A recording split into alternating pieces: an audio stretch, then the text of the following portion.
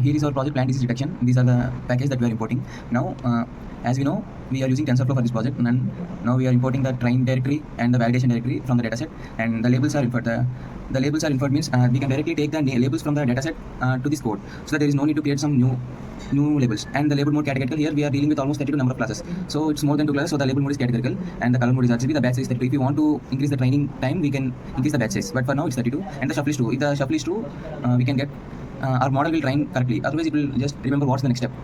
And that's all. It's same for the validation it occur. And here it is our shape in the array model, and this is our main model.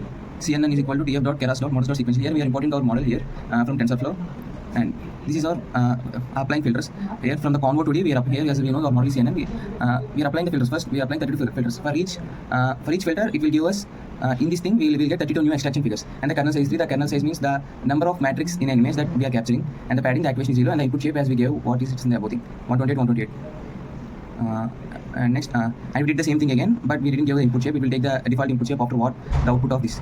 And this is the pooling. The pooling size is the same, the matrix size, and the strike is the how much count that the matrix will go. And we are doing the same thing, but we are giving here 464 filters, and then 128, now 256 and 512. The more number of filters we give, the accuracy will be that much more. And this is all the dropout. Here we'll get the activation is equal to softmax. This will provide us the probability of each figure of each particular class, so that we'll get the probability, like the total sum of the probability is 1. It will give like that, so that we can figure out which images belongs to which class.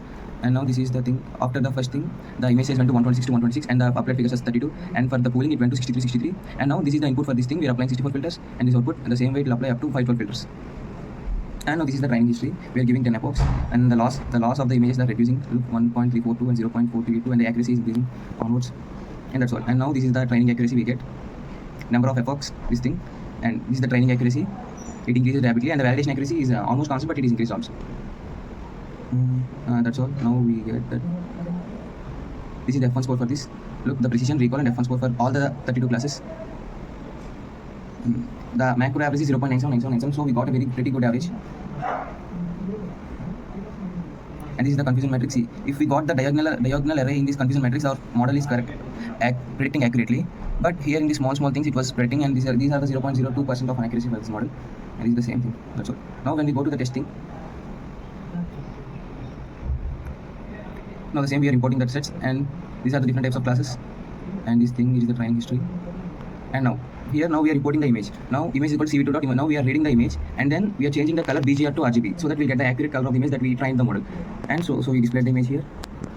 And now we are changing the image into the array, so that we'll get into probability array, so that we should change the image to array. Now we should give all the classes as the array, like it will come like this. Look, when we gave the image path here, it will check in all the classes. In the first class, that's probability of that image to be in the first class is 6.7, and second class 3.5, and third class 8.21. In this way, it will give this thing. And look, so after this thing, in the result index, we should give the argument max, so that it will give in which class this have more probability. It will give it as an answer. Now in 35th class, it has more accuracy, so it gave us 35th. And now look, it is the final output. The leaf we gave is this tomato yellow leaf curl virus, and that's all. And this is the main code. It's the same thing.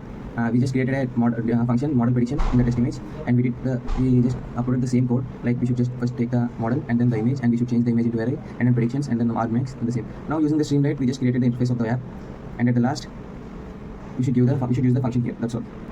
And this is our output. It is about the homepage that we gave. And now in the about section, we'll have about the dataset, and this is the final output.